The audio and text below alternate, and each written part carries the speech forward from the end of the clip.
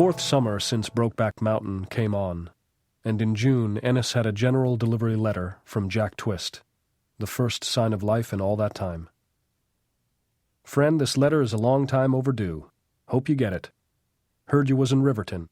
I'm coming through on the 24th. Thought I'd stop and buy you a beer. Drop me a line if you can. Say if you're there." The return address was Childress, Texas. Ennis wrote back, "You bet," gave the Riverton address. The day was hot and clear in the morning, but by noon the clouds had pushed up out of the west, rolling a little sultry air before them. Ennis, wearing his best shirt, white with wide black stripes, didn't know what time Jack would get there, and so had taken the day off, paced back and forth, looking down into the street pale with dust. Alma was saying something about taking his friend to the Knife and Fork for supper instead of cooking, it was so hot, if they could get a babysitter. But Ennis said more likely he'd just go out with Jack and get drunk. Jack was not a restaurant type, he said, thinking of the dirty spoons sticking out of the cans of cold beans balanced on the log.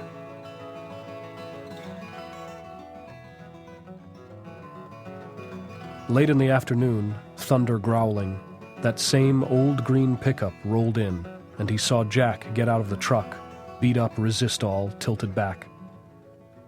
A hot jolt scalded Ennis, and he was out on the landing pulling the door closed behind him. Jack took the stairs 2 and 2.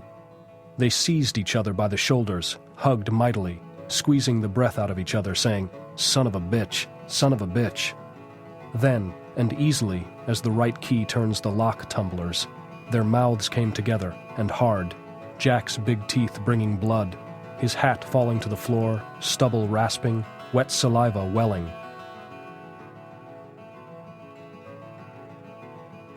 And the door opening and Alma looking out for a few seconds at Ennis's straining shoulders and shutting the door again. And still they clinched, pressing chest and groin and thigh and leg together, treading on each other's toes until they pulled apart to breathe, and Ennis, not big on endearments, said what he said to his horses and daughters. "Little darlin'."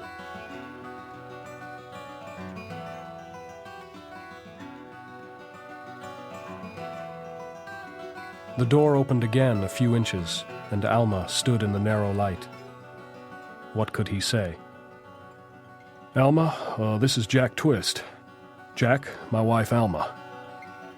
His chest was heaving.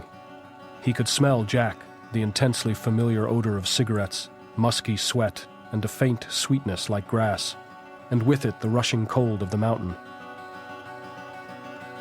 "Alma," he said, "Jack and me ain't seen each other in 4 years," as if it were a reason.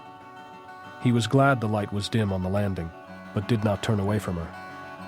"Sure enough," said Alma in a low voice. She had seen what she had seen. Behind her in the room, lightning lit the window like a white sheet waving, and the baby cried. "You got a kid?" said Jack. His shaking hand grazed Ennis's hand, electrical current snapped between them. "2 little girls," Ennis said.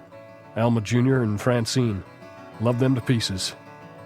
Alma's mouth twitched. "I got a boy," said Jack. 8 months old.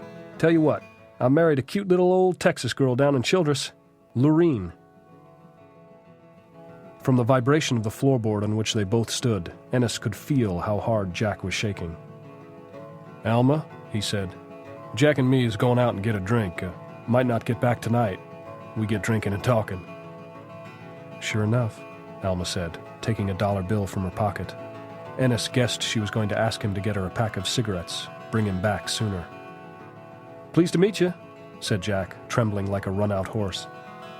"Ennis?" said Alma in her misery voice, but that didn't slow him down on the stairs, and he called back, "Alma, you want smokes? There's some in the pocket of my blue shirt in the bedroom." They went off in Jack's truck, bought a bottle of whiskey, and within 20 minutes were in the motel siesta, jouncing a bed. A few handfuls of hail rattled against the window, followed by rain and slippery wind, banging the unsecured door of the next room then and through the night.